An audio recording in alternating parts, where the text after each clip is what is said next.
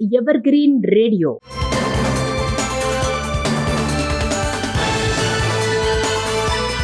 అత్యంత ప్రియనేస్తం రేడియో. ఆనంద విషాదాల్లో పాలు పంచుకునే చుట్టం రేడియో. ఒకప్పుడు రేడియో సగటు మనిషి జీవితంలో అంతర్భాగం. కలత చెందిన మనసుకు అదే ఓదార్పు, సంతోష సమయంలో అదే తోడు.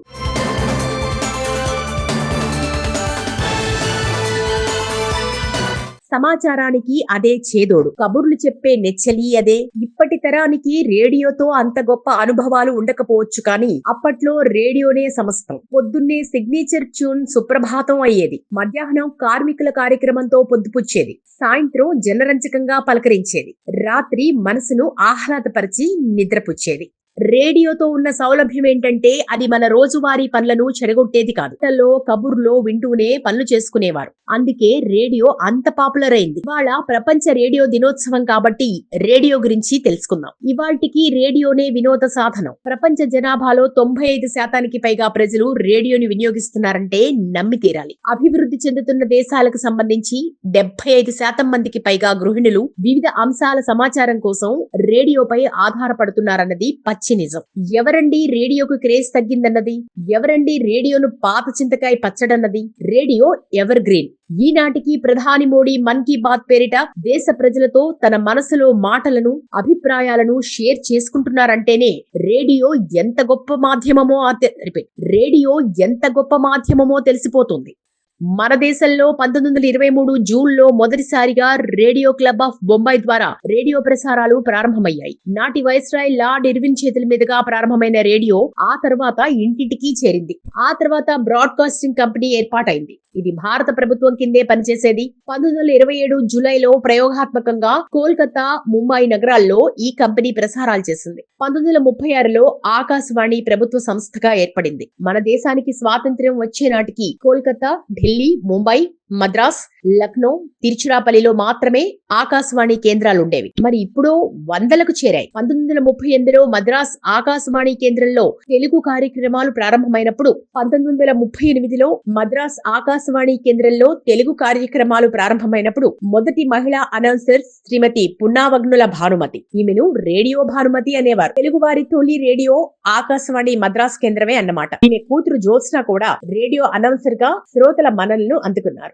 రేడియో ఎంతో మంది కళాకారులను పరిచయం చేసింది, ఎంతో మంది రచయితలకు పురుడు పోసింది, ఎంతో మందికి అన్నం పెట్టింది, ఎంతో మందిని అక్కున చేర్చుకుంది. అప్పట్లో రేడియో వ్యాఖ్యాతలు మన బంధువుల్లా అనిపించేవారు. రేడియో కేవలం వినోద సాధనమే కాదు, అది స్వాతంత్ర్య కాంక్షను కూడా రగిలించింది.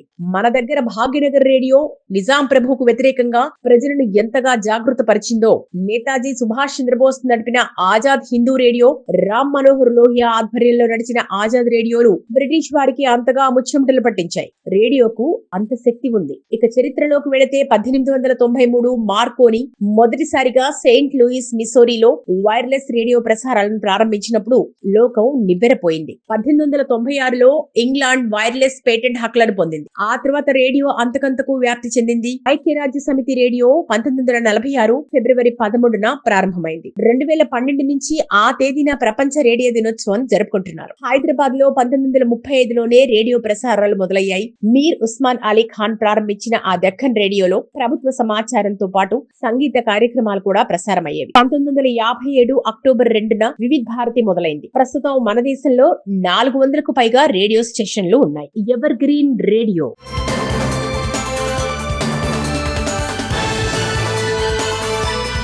అత్యంత ప్రియనేస్తం రేడియో.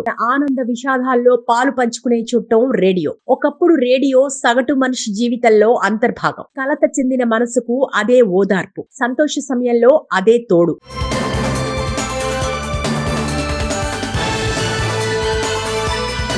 సమాచారానికి అదే చేదోడు, కబుర్లు చెప్పే నెచ్చలి అదే. ఇప్పటి తరానికి రేడియోతో అంత గొప్ప అనుభవాలు ఉండకపోవచ్చు, కానీ అప్పట్లో రేడియోనే సమస్తం. పొద్దున్నే సిగ్నేచర్ ట్యూన్ సుప్రభాతం అయ్యేది, మధ్యాహ్నం కార్మికుల కార్యక్రమంతో పొద్దుపుచ్చేది, సాయంత్రం జనరంజకంగా పలకరించేది, రాత్రి మనసును ఆహ్లాదపరిచి నిద్రపుచ్చేది.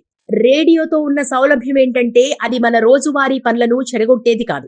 కబుర్లో వింటూనే పనులు చేసుకునేవారు. అందుకే రేడియో అంత పాపులర్ అయింది. ఇవాళ ప్రపంచ రేడియో దినోత్సవం కాబట్టి రేడియో గురించి తెలుసుకుందాం. ఇవాల్టికి రేడియోనే వినోద సాధనం. ప్రపంచ జనాభాలో 95% పైగా ప్రజలు రేడియోని వినియోగిస్తున్నారంటే నమ్మి తీరాలి. అభివృద్ధి చెందుతున్న దేశాలకు సంబంధించి 75% మందికి పైగా గృహిణులు వివిధ అంశాల సమాచారం కోసం రేడియోపై ఆధారపడుతున్నారన్నది పచ్చి నిజం. ఎవరండి రేడియోకు క్రేజ్ తగ్గిందన్నది? ఎవరండి రేడియోను పాత చింతకాయ పచ్చడన్నది? Radio ever green.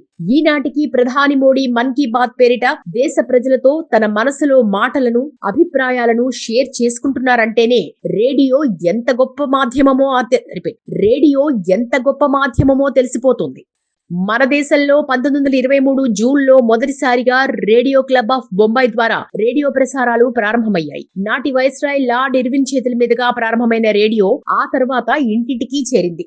ఆ తర్వాత బ్రాడ్కాస్టింగ్ కంపెనీ ఏర్పాటైంది. ఇది భారత ప్రభుత్వం కిందే పనిచేసేది. 1927 జూలైలో ప్రయోగాత్మకంగా కోల్కతా, ముంబై నగరాల్లో ఈ కంపెనీ ప్రసారాలు చేసింది. 1936లో ఆకాశవాణి ప్రభుత్వ సంస్థగా ఏర్పడింది. మన దేశానికి స్వాతంత్ర్యం వచ్చే నాటికి కోల్కతా, ఢిల్లీ, ముంబై, మద్రాస్, లక్నో, తిరుచిరాపల్లిలో మాత్రమే ఆకాశవాణి కేంద్రాలుండేవి. మరి ఇప్పుడు వందలకు చేరాయి. 1938లో మద్రాస్ ఆకాశవాణి కేంద్రంలో తెలుగు కార్యక్రమాలు ప్రారంభమైనప్పుడు 1938లో మద్రాస్ ఆకాశవాణి కేంద్రంలో తెలుగు కార్యక్రమాలు ప్రారంభమైనప్పుడు మొదటి మహిళా అనౌన్సర్ శ్రీమతి పున్నావగ్నుల భానుమతి. ఈమెను రేడియో భానుమతి అనేవారు. తెలుగువారి తొలి రేడియో ఆకాశవాణి మద్రాస్ కేంద్రమే అన్నమాట. ఈమె కూతురు జ్యోత్స్న కూడా రేడియో అనౌన్సర్ గా శ్రోతల మన్ననలను అందుకున్నారు. రేడియో ఎంతో మంది కళాకారులను పరిచయం చేసింది. ఎంతో మంది రచయితలకు పురుడు పోసింది. ఎంతో మందికి అన్నం పెట్టింది. ఎంతో మందిని అక్కున చేర్చుకుంది. అప్పట్లో రేడియో వ్యాఖ్యాతలు మన బంధువుల్లా అనిపించేవారు. రేడియో కేవలం వినోద సాధనమే కాదు, అది స్వాతంత్ర్య కాంక్షను కూడా రగిలించింది. మన దగ్గర భాగ్యనగర్ రేడియో నిజాం ప్రభువుకు వ్యతిరేకంగా ప్రజలను ఎంతగా జాగృత పరిచిందో, నేతాజీ సుభాష్ చంద్రబోస్ నడిపిన ఆజాద్ హిందూ రేడియో, రామ్ మనోహర్ లోహియా ఆధ్వర్యంలో నడిచిన ఆజాద్ రేడియోలు బ్రిటిష్ వారికి అంతగా ముచ్చెమటలు పట్టించాయి. రేడియోకు అంత శక్తి ఉంది. ఇక చరిత్రలోకి వెళితే 1893 మార్కోని మొదటిసారిగా సెయింట్ లూయిస్, మిస్సోరీలో వైర్లెస్ రేడియో ప్రసారాలను ప్రారంభించినప్పుడు లోకం నివ్వెరపోయింది. 1896లో ఇంగ్లాండ్ వైర్లెస్ పేటెంట్ హక్కులను పొందింది. ఆ తర్వాత రేడియో అంతకంతకు వ్యాప్తి చెందింది. ఐక్యరాజ్య సమితి రేడియో 1946 ఫిబ్రవరి 13న ప్రారంభమైంది. 2012 నుంచి ఆ తేదీన ప్రపంచ రేడియో దినోత్సవం జరుపుకుంటున్నారు. హైదరాబాద్ లో 1935లోనే రేడియో ప్రసారాలు మొదలయ్యాయి. మీర్ ఉస్మాన్ అలీ ఖాన్ ప్రారంభించిన ఆ దక్కన్ రేడియోలో ప్రభుత్వ సమాచారంతో పాటు సంగీత కార్యక్రమాలు కూడా ప్రసారమయ్యేవి. 1957 అక్టోబర్ 2న వివిధ భారతి మొదలైంది. ప్రస్తుతం మన దేశంలో 400కు పైగా రేడియో స్టేషన్లు ఉన్నాయి.